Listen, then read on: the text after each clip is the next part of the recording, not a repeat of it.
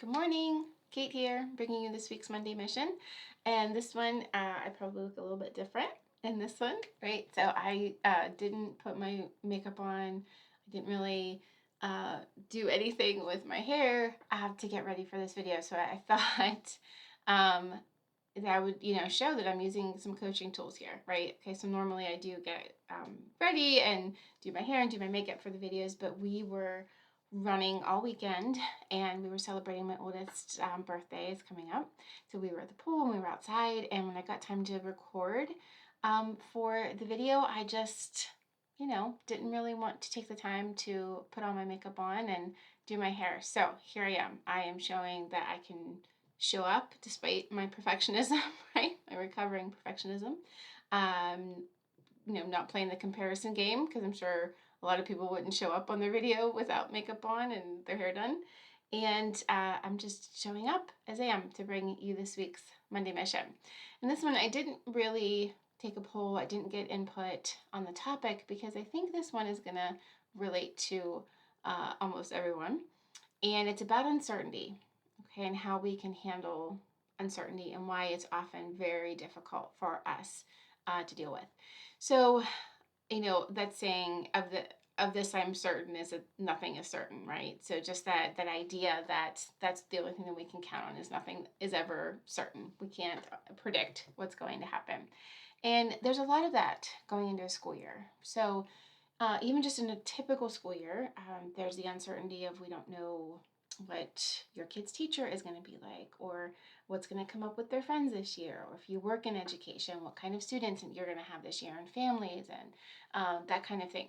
So there's just uncertainty to begin with, but then we're adding on not being certain what's going to go on if people get sick and have to stay home. Are we wearing masks? Are we not wearing masks? Are we distancing? Are we all the things? So a lot of uncertainty. So it is really natural right now, this week, with a lot of us starting back to school, that this anxiety, overwhelm, fear is coming up because we don't know what's going to happen, right? And we fear the unknown. So we often try to control it or plan for it. We may even try to avoid it. And that's often not productive, right? We can't plan for everything. We can't control everything around us. So we often want to do the opposite, right? The best thing to do is the opposite. So I've been doing a training the last couple of weeks with some educators that I work with, and we were talking about how to handle escalated situations with other people and what you might do if someone bites you.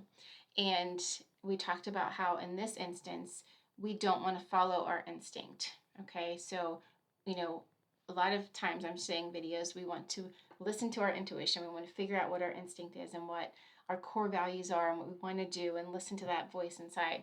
But in this instance, so in the instance of uncertainty and the instance when we were talking about when someone bites you, you actually want to do the opposite. So if someone bites you, your reaction, you might think, would be that you want to pull away, right? And what would happen is that person would be able to dig even more into your skin and cause more damage potentially. So you actually want to do the opposite, which is what we call feeding the bite, which would be pushing in to the bite to lessen the damage and to possibly lessen the strength that they have on you, and you could find a moment to get out of that. So it's the same with facing uncertainty. We think that we can plan and we can address every possible scenario that might happen, and we think that we can control other people and control situations and circumstances, and we can't. So what we really want to do is embrace it. Embrace the isness. Embrace the isness of the situation, knowing that we can choose our thoughts, which create our feelings. So we are capable of managing our mind, okay? Because often what we're trying to avoid, and what is so overwhelming about uncertainty and not knowing, is the fear of the feelings that we'll experience, thinking that we won't be able to survive them, right? But we know better now, right? We've been doing the work. We know that we can choose the thoughts that create the feelings, and we can manage our mind. So the best thing we can do is just embrace it. It is what it is, right? Embrace the isness. But we have to recognize that we're going to be very uncomfortable doing that. Okay. And we want to get comfortable with being uncomfortable. Being uncomfortable doesn't mean that something is wrong. It doesn't mean that we're broken. It just means that our brain is uncertain, is doesn't know what's going to happen, and that causes a lot of anxiety and fear, because you remember, we have evolved to survive. We needed to know what was going to go on. We needed certainty. We needed to know where the threats were and how to stay safe, right? We needed to know all of that. So that is why, the brain is very unwilling to be uncertain. It wants answers. It wants to know what's going to happen and what we can predict. So we're actually afraid of those feelings. And if we can just have that self-trust that we can handle any feeling that's thrown at us, we can reduce that anxiety. So it may come from that lack of self-trust and believing that you can handle any feelings that come up, right? And so what I like to do is two things. This is going to be the first part of the mission, should you choose to accept it. So the first part of the mission is to create an inventory of times in your life where you have handled uncertain things, right? Listen, all of us, we got through lockdowns and shutdowns and hybrid models of teaching. It may not have been wonderful. It wasn't ideal, right? But we handled it. We got through it. We faced something that was not planned, not controlled, not expected, completely uncertain, but we found a way to get through it. Okay, so that's one thing that can go into your inventory. And I'm sure there are a ton of other things that you can list in your inventory that when this comes up, when your brain is like, oh, we don't know what's going to happen. We don't know what's going to happen. You can say, yeah, brain, I know we don't know what's going to happen, but we didn't know what was going to happen at this time and we got through it. We didn't know what was going to happen at this time and we got through it. And list that inventory for yourself so you can fall back on your self-trust in being able to handle whatever comes up.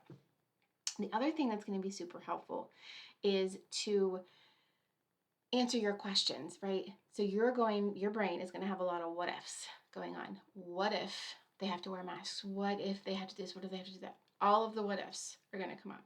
And you just want to say, yeah, and, okay? Because your brain will always answer a question when it's asked.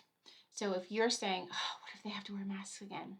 And you say, yeah, and we'll buy masks for them and they'll wear masks again. Oh, okay. What if someone gets sick and we have to stay home? Yeah, and? Okay, well, I can use this time off of work, or I could see if so-and-so can help me out, and I know that this person's going to be in their class and they can help get, right? We'll get it, right? We'll figure it out, right? Everything is figure outable. So if you start kind of challenging yourself with yeah, and, you'll come up with an answer, and you'll see that the answer is not we just shrivel up and lie on the floor in the fetal position because we can't handle anything, right? We've done it before, we can do it again. So those are the two things for our mission, is to create an inventory of times where you've handled uncertainty and you've gotten through it. And the second is when your what ifs come up, say, yeah, and answer it. Answer your brain, okay? So those are two parts of the mission. And then the last thing I want you to think about is, here's the thing. Our kids are going to act and feel like we act and feel, right? So if we are constantly on edge about the school year, even if we're not saying it, they are going to pick up on that, okay? So the best case scenario is that we embrace the isness and they see us embracing the isness, and then they will embrace the isness and be okay, all right? But it's up to us to really manage our minds, because everyone else around us tends to follow and pick up on that energy, okay? So that's your mission. Should you choose to accept it, as always, check in with me. Let me know what's coming up as we start this new school year, and any thoughts that you may be having that I can help you manage. And we'll talk soon. Have a good day.